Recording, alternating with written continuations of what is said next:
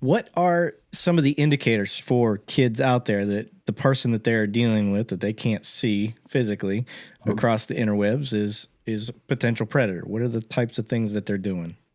Well, the first thing I would say is, is this person talking about certain things that maybe a person of that age wouldn't have knowledge of or wouldn't have the education of? Are they talking about circumstances like having access to a vehicle that maybe a child that age wouldn't have?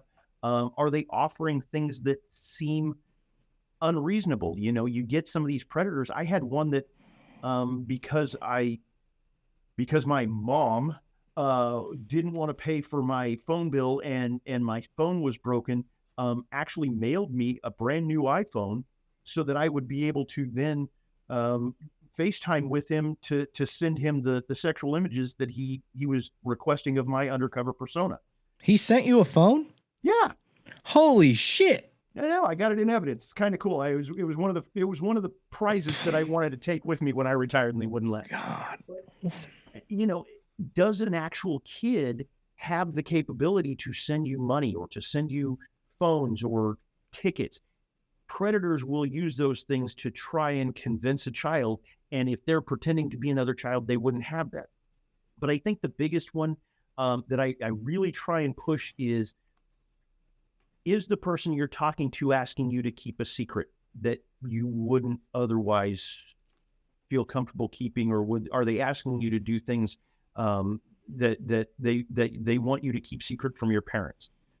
Because only somebody who has bad intentions, in my opinion, is going to ask you to keep secrets from people that you know and you care about. And if they're asking you to take a picture that you don't want your parents to see, should you really be taking it?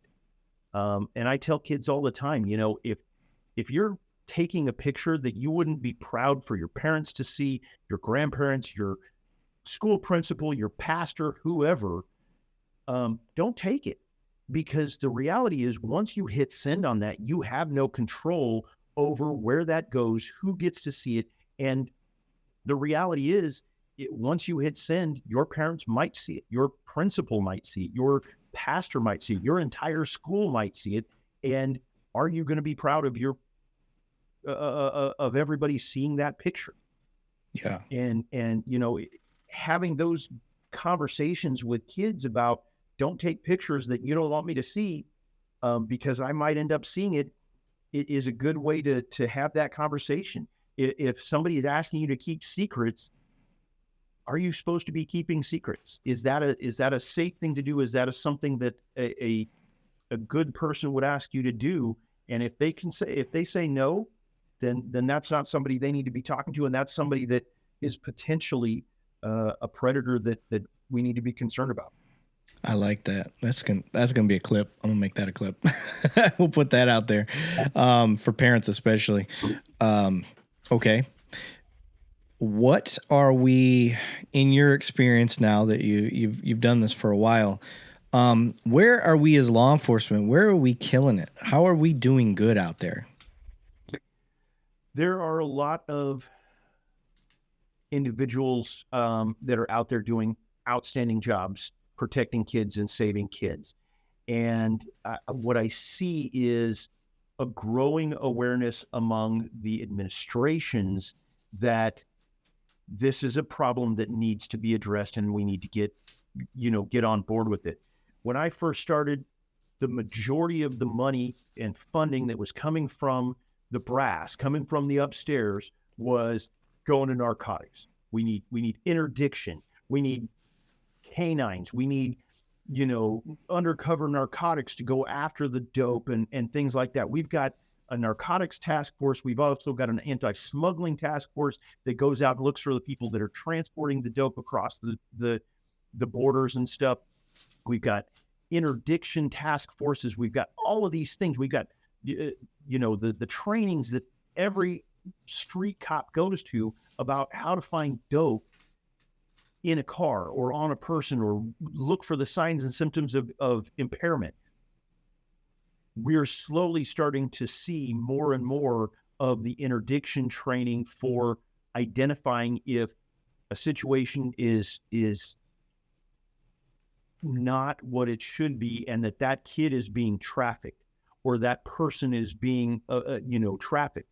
We're slowly starting to see more recognition and awareness of we need to train people on what to look for when it comes to children that are in unsafe situations that are maybe doing things that they shouldn't be.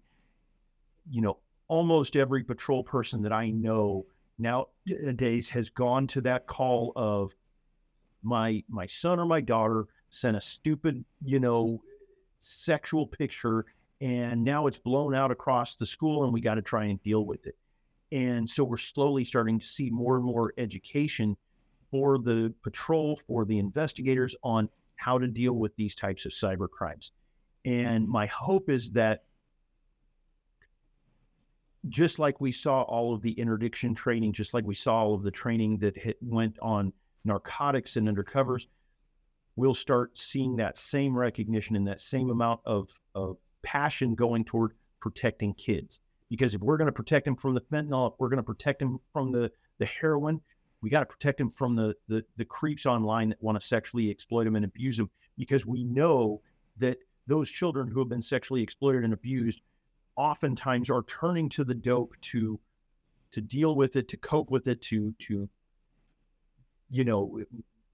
move past their abuse. And we can kill two birds with one stone by trying to protect kids from the sexual abuse and exploitation that's going to push them toward the drugs.